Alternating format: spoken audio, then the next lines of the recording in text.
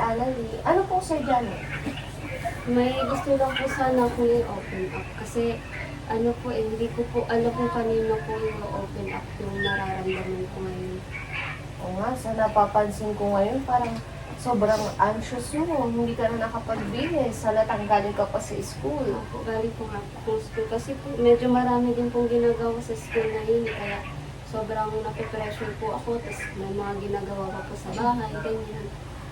Kamusta ang study? Sobrang pressure na ba to the point na sasabog na ikaw?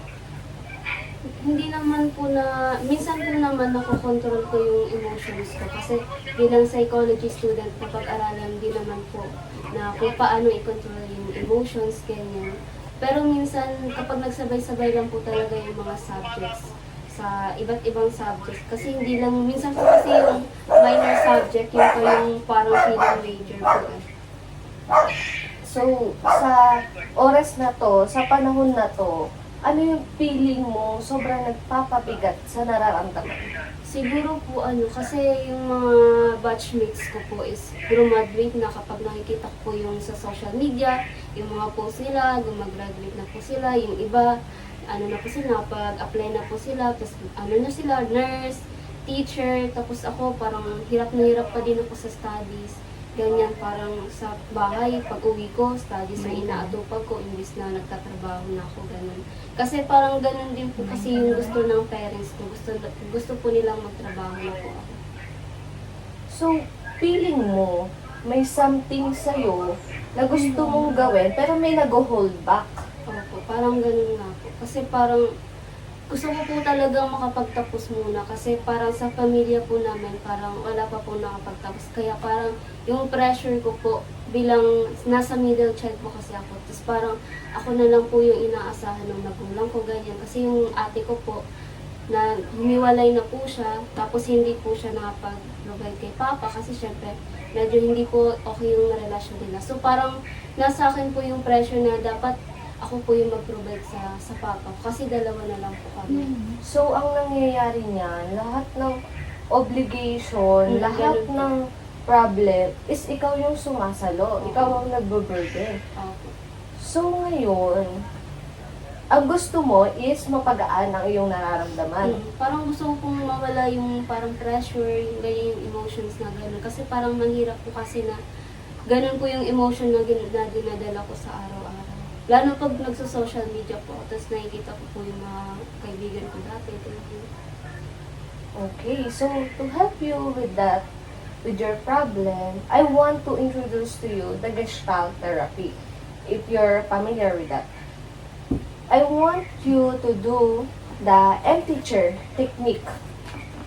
Isipin mo, may isang tao na gustong-gusto mo siyang kausapin, kumbaga may unfinished business ka sa kanya, tas ngayon, ang gusto mo is ma-release lahat ng tension, lahat ng gusto mong sabihin sa kanya with your imagination. Ang gagawin mo lang is imagine mo, siya yung other person na kausap mo.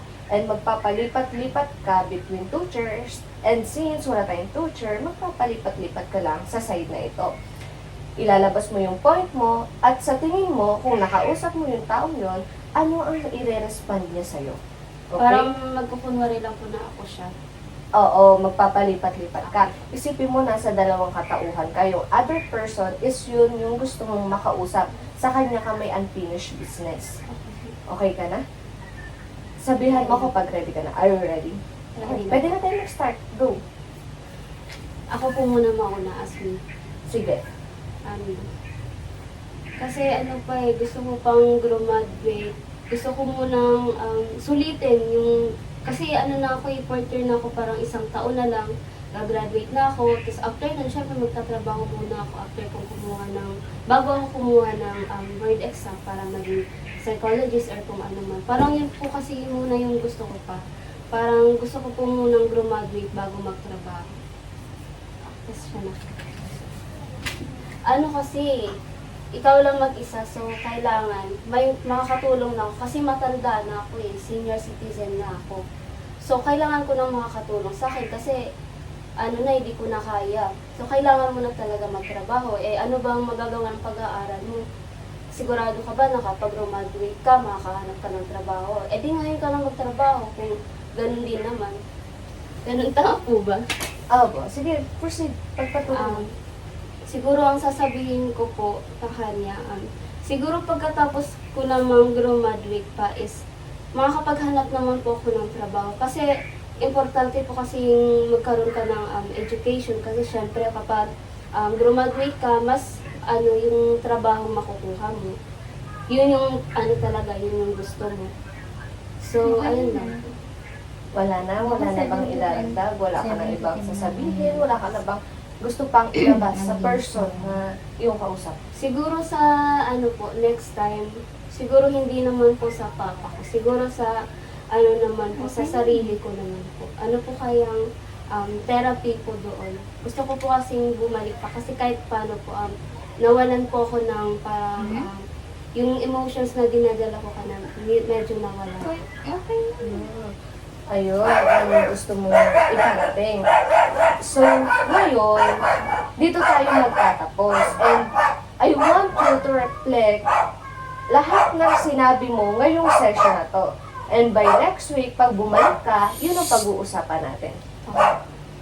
Thank you so much, Miss Annalyn, sa iyong pagbisita. Mag-ingat ka. At sana gumaan ang iyong nararamdaman. Medyo gumaan naman po. Thank you po.